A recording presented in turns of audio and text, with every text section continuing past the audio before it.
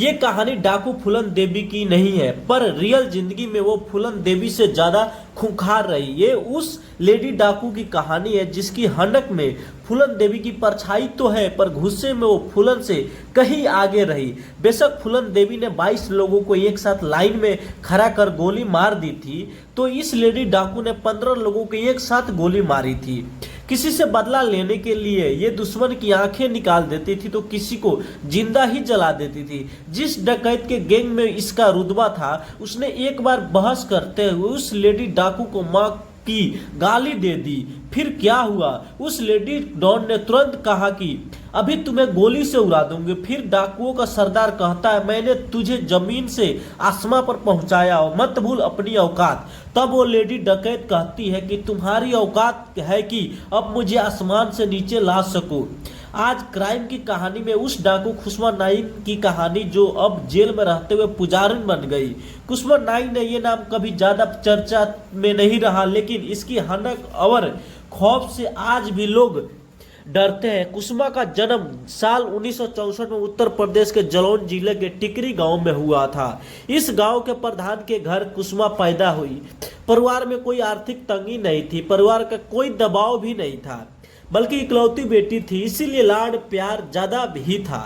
जब ये तीसरी में पढ़ाई करती थी, तभी पड़ोस में रहने वाले एक लड़के से प्यार हो गया। उस लड़के का नाम था माधव मल्लाव। चूंकि मामला एक ही गांव का था, तो दोनों को मिलने जुलने में दिक्कत होती थी। अब कुसुमा 13 साल की उम्र हुई थी। साल 1977 की बात है। उस समय तक माधव डकैत विक्रम मल्लाह के संपर्क में आ चुका था। वो भी गैंग में शामिल होना चाहता था। तभी कुसुमा को घर वालों को ज्यादा एक टोक पसंद नहीं आया, इसीलिए वो माधव मल्लाह के साथ गांव छोड़कर ही चली गई। इधर परेशान परिवार वालों ने तलाश करते रहे। उसके नहीं मिलने पर पुलिस में शिकायत की। पुलिस जांच शुरू करती रही। दोनों भागकर दिल्ली आ चुके थे। यहाँ दिल्ली पुलिस को पता चलता है कि माधव मल्लाह किसी डकैत गैंग से मिला था, इसीलिए घर से भागने के बाद कुछ दिन बाद ही दिल्ली पुलिस माधव और कुसुमा दोनों को गिरफ्तार कर लेती है। जेल भेज दिया जाता है। कहा जाता है कि दोनों को डकैती के फर्जी मामले में जेल भेजा गया, क्योंकि दोनों कभी किसी वारदात में शामिल ही नहीं हुए। आखिरकार 3 महीने बाद जेल से बाहर आते ही, जिसके बाद जलौन पुलिस कुसुमा को उसके परिवार के हवाले कर देती है।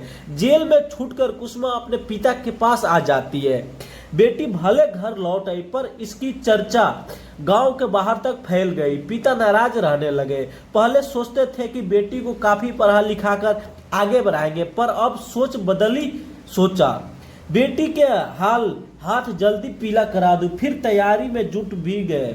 1 महीने के भीतर ही कुसुमा की शादी केदार नाई से करा देते हैं। इधर माधव गुस्से में बदला लेना चाहता है। वो जेल से आने के बाद फिर से डाकू विक्रम मल्लाह के साथ संपर्क में रहता है। अब कुसुमा की शादी के कुछ महीने बीत जाते हैं। माधव अपने कई साथी डाकुओं के साथ उस गांव में पहुंचता है जहां कुसुमा की शादी हुई थी।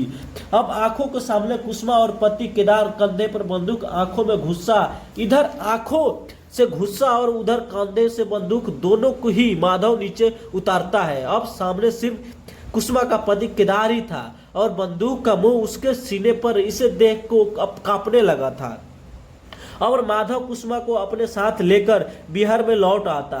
माधव मल्लाह बिहार में उसी जगह आता जहां फूलन देवी थी। उस समय फूलन भी डाकुओं के गैंग में नई थी। गैंग में विक्रम मल्लाह की हनक थी और विक्रम की सबसे खास बन गई थी फूलन। कुछ महीनों का वक्त बीतता है जब विक्रम मल्लाह डाकुओं के सरदार बाबू गुज्जर को गोलियों से भून देता है, मर जाता है। फूलन का सबसे खास साथी था विक्रम मल्लाह और विक्रम का करीबी बन गया था। माधव मल्लाह कुसुमा नाई इसी माधव की प्रेमिका थी, पर वो गुस्सा करती थी लेकिन हनक नहीं थी।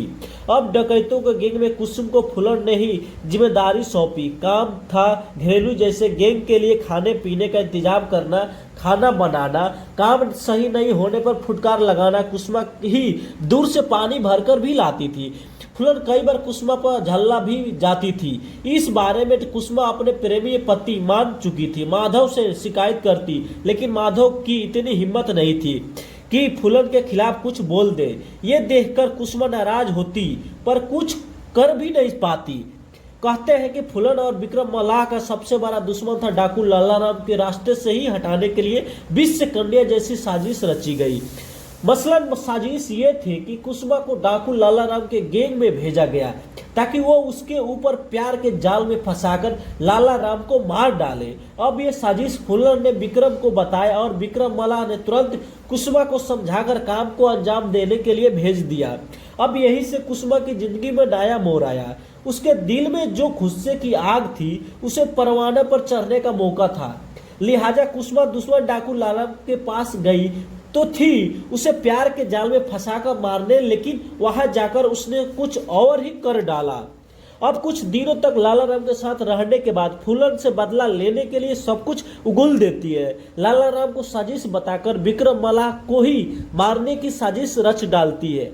अब विक्रम मल्लाह को भुलाकर उसी की हत्या कर देती है। इसी दौरान कुसुमा का पति और प्रेमी माधव मल्लाह भी मारा जाता है। अब कुसुमा लाला राम गैंग की खास सदस्य बन जाती है और अपना कद फूलन जैसा कर लेती है। अब कुसुमा हथियार चलाने की ट्रेनिंग लेती है, अपहरण और लूट के अंजाम देने लगती है। फिर वो लाला राम की सबसे खास बन जाती है। अब ये लूट और अपहरण का नया ट्रेंड भी शुरू कर देती है। अपहरण करने के फिरौती के लिए बकायदा लेटर भेजती थी। ये लेटर पर बकायदा लिखवाती थी कि कहाँ और कैसे फिरौती की रकम चाहिए। ये सब कुछ उसी पर लिखा जाता था। डाकुओं में सीमा परिहार के नाम लोग जानते हैं, लेकिन ये कुसुमा और डाकू लाला राम ही थे जिन्होंने सीमा परिहार का अपहरण किया था। इस अपहरण के बाद ही सीमा परिहार थी बिहार की कुख्यात डाकू बन गई थी। फूलन देवी की जिंदगी का सबसे कुख्यात बेहमई कांड माना जाता है, जिसे फूलन देवी ने 14 मई 1981 को अंजाम दिया था। इस कांड में फूलन ने कुल 22 लोगों को एक लाइन में खड़ा करवाकर मार डाला था। इसमें 20 राजपूत थे और 2 अन्य जातियों से थे। असल में फूलन देवी बेहमई में कांड डाकू लाला राम और श्री राम को मारने के लिए ही गई थी। ये वही दोनों डकैत थे जिन्होंने जानबूझकर बदला लेने के लिए फूलन से गैंग रेप किया था। इसी वजह से फूलन अपने गैंग के साथ बेहमई आई थी, लेकिन दोनों ने नहीं मिले। फिर भी 22 लोगों को गोली मारकर मौत के घाट उतार दिया था, जिसके बाद लाला राम और कुसुमा दोनों ही मिलकर फूलन को मारने की कोशिश में जुट गए थे। बेहमई की घटना के 1 साल बाद ही 1982 में फूलन ने पुलिस के सामने आत्मसमर्पण कर दिया था। बेहमई कांड के बाद ही कुसुमा और लाला राम दोनों दुश्मनी की आग में जलने लगे थे। 1982 में फूलन के सरेंडर के बाद अब उसे तो नहीं मार सकते थे, लेकिन गुस्सा तो गुस्सा था जो शांत नहीं हो रहा था। इसीलिए लाला राम और कुसुमा ने गैंग के साथ बेतवा नदी के किनारे बसे मई अस्ता गांव में धावा बोल दिया। बेमई की तरह ही यहाँ पर 15 महिलाओं को एक लाइन में खड़ा किया, फिर इनको गोली से मार दी गई।